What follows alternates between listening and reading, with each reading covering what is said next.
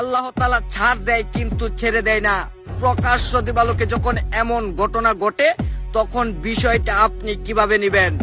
যেখানে দেখা যাচ্ছে একটি হ্যান্ডসাম ছেলে সেলুনে এসেছেন চুল কাটার জন্য, আর পরক্ষণে এমন একটি ঘটনা ঘটে যায়, সেটা দেখার পরবর্তীতে আপনার গা শিরে উঠবে, আপনার চোখ কপালে উঠে যাবে। তাই ধৈর্য সহকারে পুরো সিসি ক্যামেরা ফুটেজটা দেখুন, তাহলে বুঝতে পারবেন কেন বলা হয়েছে আল্লাহ ছাড় দেয় কিন্তু ছেড়ে দেয় না। মূল রহস্যটা জানার পর আপনার গা শিরে উঠবে, আপনার চোখ কপালে উঠে যাবে। এমনই এক চাঞ্চল্যকর ঘটনা এখানে ঘটে গেছে। তাই ধৈর্য সহকারে পুরো সিসি ক্যামেরা ফুটেজটা দেখুন। আসলে এমন ঘটনার বাস্তব চালচিত্র দেখার পর আপনার গা তো শিরে উঠতেই পারে। যেখানে দেখা যাচ্ছে নাপিত তার চুল কাটা নিয়ে ব্যস্ত, আর পরক্ষণেই এক বকাটে ছেলের আগমন, আর পরক্ষণে যার চুল কাটতেছিল তাকে এখান থেকে বিদায় করে দিয়ে তার চুল কাটার চেষ্টা, আর পরক্ষণেই দেখা যাচ্ছে আর একজন মুরব্বী এসে হাজির, আর সেই মুরব্বীর সামনে সিগারেট জ্বালিয়ে সেই মুরব্বীর সামনে বকাটেদের আচরণ, আর তখনই সেই মুরব্বী খেপে যায়।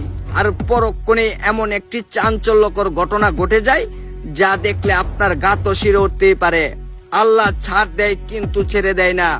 এমন ঘটনার বাস্তব চালচিত্র দেখার পর আপনার চোখ কপালে উঠে যাবে। কেন বলা হয়েছে আল্লাহ ছাড় দেয় কিন্তু ছেড়ে দেয় না? কথায় আছে অহংকার পতনের মূল। আর পরক্ষণে সেই মুরব্বীকে এখান থেকে মেরে তাড়িয়ে দেয় সেই যুবক, আর পরক্ষণে প্রথমে যাকে এখান থেকে মেরে দূরে তাড়িয়ে দিয়েছিল তারই ছোট ভাইকে নিয়ে এসেছেন সেলুনে। আসলে এমন ঘটনার বাস্তব চালচিত্র দেখার পর আমি তো হতভম্ব।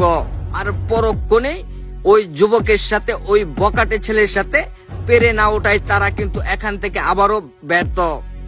আসলে অহংকার যে পতনের মূল, এখান থেকেই শিক্ষা নেওয়া দরকার। না হলে এমন ঘটনা আপনার সাথেও ঘটে যেতে পারে। আপনার বাবা কোটিপতি কিংবা শিল্পপতি, তাই বলে আপনি গরিবদের সাথে এমন আচরণ করবেন, বিষয়টা কিন্তু তেমন না। আল্লাহ ছাড় দেয় কিন্তু ছেড়ে দেয় না, এই কথাটার মানে হলো এইটাই, আপনি যদি মানুষের সাথে ভালো ব্যবহার করেন তাহলে আল্লাহ নিজেই আপনার প্রতি খুশি হয়ে যায়। আর এমন ঘটনা আমাদের সমাজে কিন্তু অহরহই ঘটে, যার বাস্তব চালচিত্র আমরা তুলে ধরেছি। এই সিসি ক্যামেরা ফুটেজটি শুধুমাত্র আপনাদেরকে বোঝানোর জন্যই তৈরি করেছি, কেউ সিরিয়াসলি নেবেন না। আপনার ছেলে মেয়ে যদি এমন কাজে লিপ্ত হয়ে যায় কিংবা মানুষের সাথে খারাপ ব্যবহার করে কিংবা আচরণ, আর সেটার প্রতি আপনি অবশ্যই প্রতিবাদ করবেন, না হলে আপনার ছেলের সাথেও এমন ঘটনা ঘটে যেতে পারে। তাই এই ভিডিওটি শেয়ার করে টাইমলাইনে রেখে দিন।